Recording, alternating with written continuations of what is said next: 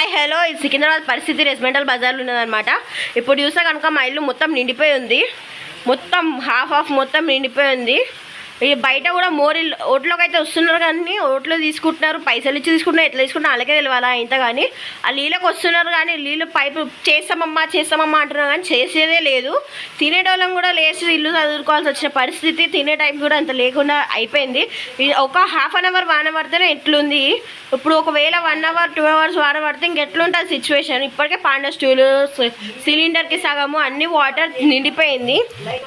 నాకైతే కాళ్ళకాడ దాకా వస్తున్నాయి, చూస్తున్నారు కదా, మొత్తం అంతగానం వస్తుంది నీళ్ళు.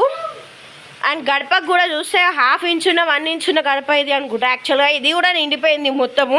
బెడ్రూమ్లో కూడా వాటర్ వచ్చేసినాయి, పండుకునే పరిస్థితి కూడా లేదు. ఇప్పుడు కనీసం మంచం మీద కూర్చుందామని అక్కడ కూడా కూర్చునే స్టేజ్ కూడా ఉండలేదు. మొత్తం నీళ్ళే ఉన్నాయి చుట్టుముట్టు. మొత్తం ఎలుకలు వాన వల్ల ఎలుకలు కూడా తిరుగుతున్నాయి.